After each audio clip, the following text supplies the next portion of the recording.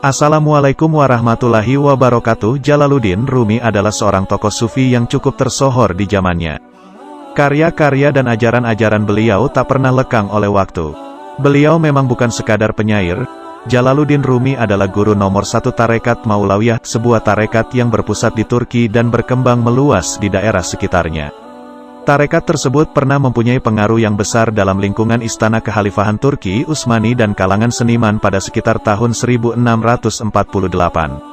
Sebagai seorang yang telah terbuka mata batinnya, Jalaluddin Rumi sangat menentang pendewa-dewaan logika dan indera dalam menentukan kebenaran hakiki, yang mana penyakit tersebut telah menjangkiti sebagian besar umat Islam pada masa hidup beliau. Bagi sebagian orang yang berpedoman bahwa akal, logika, adalah segalanya, kebenaran baru dianggap benar bila mampu digapai oleh indera dan akal. Sedangkan segala sesuatu yang tidak dapat dimengerti, dicerna, dan dipahami oleh indera dan akal, akan segera mereka ingkari dan tidak mengakui. Menurut pandangan Jalaluddin Rumi, pemahaman semacam itu dapat melemahkan iman kepada sesuatu yang gaib. Dan karena pengaruh pemahaman seperti itu pula, keimanan kepada segala hakikat yang tidak kasat mata, yang telah diajarkan berbagai syariat dan beragam agama samawi, bisa menjadi goyah. Beliau pernah berkata, orientasi kepada indera dalam menetapkan segala hakikat keagamaan adalah gagasan yang dipelopori kelompok Mu'tazilah. Mereka merupakan para budak yang tunduk patuh kepada panca indera. Mereka menyangka dirinya termasuk ahlu sunnah.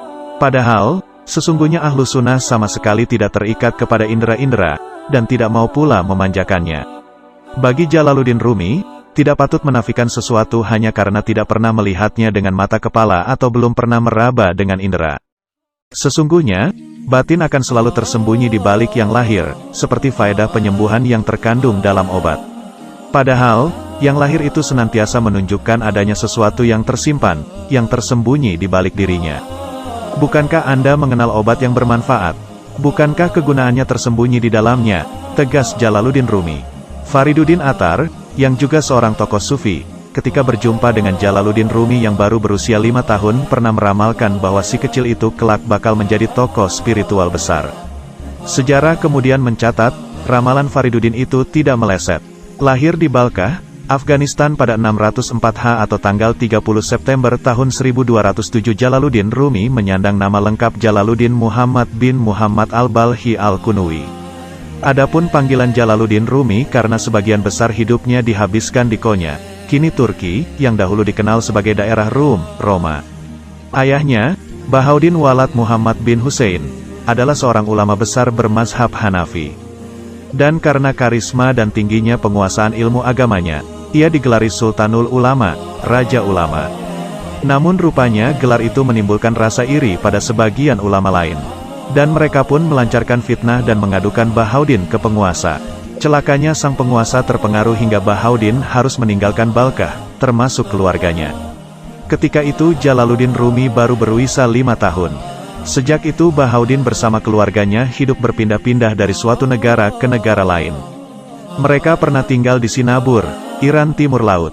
Dari Sinabur pindah ke Baghdad, Makkah, Malatya, Turki, Laranda, Iran Tenggara, dan terakhir menetap di Konya, Turki. Raja Konya Alauddin Kaykubat mengangkat ayah Jalaluddin Rumi sebagai penasihatnya, dan juga mengangkatnya sebagai pimpinan sebuah perguruan agama yang didirikan di ibu kota tersebut. Di kota ini pula ayah Jalaluddin Rumi wafat ketika Jalaluddin Rumi berusia 24 tahun. Di samping kepada ayahnya, Jalaluddin Rumi juga berguru kepada Burhanuddin Muhakkik at-Turmuzi, sahabat dan pengganti ayahnya memimpin perguruan. Jalaluddin Rumi juga menimba ilmu di Syam, Suriah, atas saran gurunya itu. Ia baru kembali ke Konya pada 634 dan ikut mengajar pada perguruan tersebut. Setelah Burhanuddin wafat, Jalaluddin Rumi menggantikannya sebagai guru di Konya. Dengan pengetahuan agamanya yang luas, di samping sebagai guru, ia juga menjadi dai dan ahli hukum Islam. Ketika itu di Konya banyak tokoh ulama berkumpul. Tak heran jika Konya kemudian menjadi pusat ilmu dan tempat berkumpul para ulama dari berbagai penjuru dunia. Kesufian dan kepenyairan Jalaluddin Rumi dimulai ketika ia sudah berumur cukup tua, 48 tahun. Sebelumnya, Jalaluddin Rumi adalah seorang ulama yang memimpin sebuah madrasah yang punya murid banyak, 4.000 orang. Sebagaimana seorang ulama, ia juga memberi fatwa dan tumpuan umatnya untuk bertanya dan mengadu. Kehidupannya itu berubah 180 derajat ketika ia berjumpa dengan seorang sufi pengelana, Syamsuddin alias Syamsi Tabriz.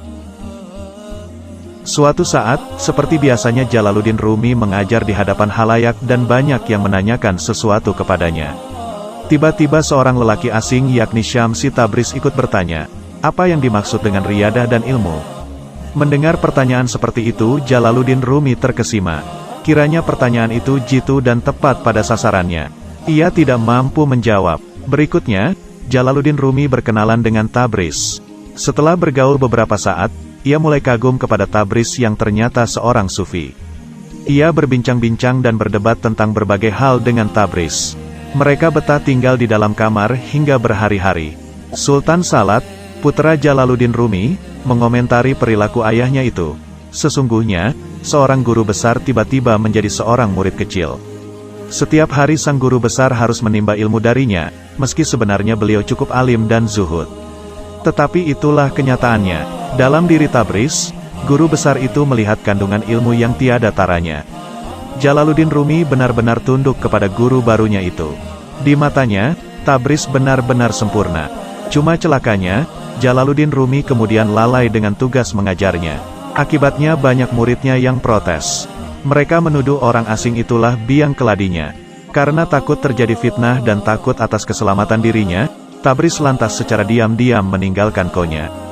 Ibarat seorang remaja ditinggalkan kekasihnya, saking cintanya kepada gurunya itu, kepergian Tabriz itu menjadikan Jalaluddin Rumi dirundung duka.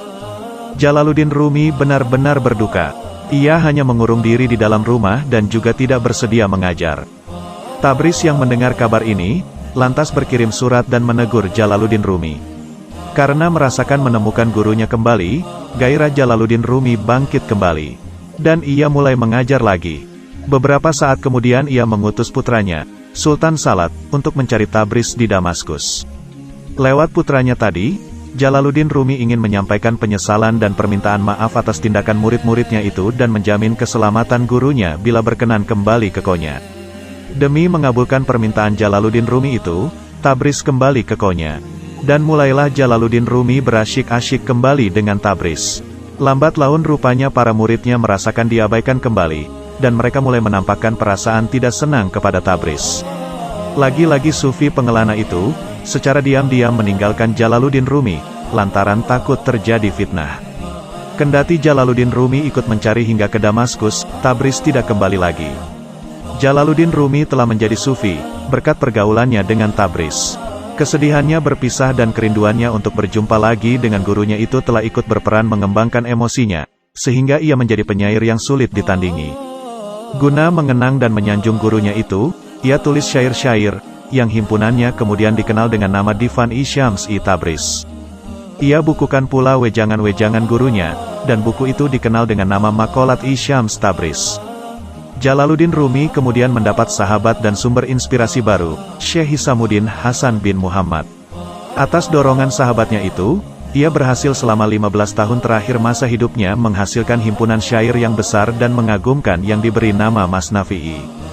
Buku ini terdiri dari 6 jilid dan berisi 20.700 bait syair. Dalam karyanya ini, terlihat ajaran-ajaran tasawuf yang mendalam, yang disampaikan dalam bentuk apologi, fabel, legenda, anekdot, dan lain-lain. Karya tulisnya yang lain adalah Rubaiyat, sajak 4 baris dalam jumlah 1.600 bait, Fihi Ma'a Fihi, dalam bentuk prosa, merupakan himpunan ceramahnya tentang tasawuf, dan Maktubat, himpunan surat-suratnya kepada sahabat atau pengikutnya. Bersama Syekh Hisamuddin pula, Jalaluddin Rumi mengembangkan tarekat Maulawiyah atau Jalaliyah. Tarekat ini di barat dikenal dengan nama The Whirling Dervishes, para darwisi yang berputar-putar. Nama itu muncul karena para penganut tarekat ini melakukan tarian berputar-putar, yang diiringi oleh gendang dan suling, dalam zikir mereka untuk mencapai ekstase. Semua manusia tentu akan kembali kepadanya. Demikianlah yang terjadi pada Jalaluddin Rumi. Penduduk Konya tiba-tiba dilanda kecemasan, gara-gara mendengar kabar bahwa tokoh panutan mereka, Jalaluddin Rumi, sakit keras. Meski menderita sakit keras, pikiran Jalaluddin Rumi masih menampakkan kejernihannya. Seorang sahabatnya datang menjenguk dan mendoakan, semoga Allah berkenan memberi ketenangan kepadamu dengan kesembuhan. Jalaluddin Rumi sempat menyahut, jika engkau beriman dan bersikap manis, kematian itu akan bermakna baik. Tapi kematian ada juga kafir dan pahit. Pada 5 Jumadil Akhir 672 dalam usia 68 tahun Jalaluddin Rumi dipanggil ke Rahmatullah. Tatkala jenazahnya hendak diberangkatkan, penduduk setempat berdesak-desak ingin menyaksikan. Begitulah kepergian seseorang yang dihormati umatnya. Demikian kisah Syekh Jalaluddin Rumi. Semoga bermanfaat. Wassalamualaikum warahmatullahi wabarakatuh.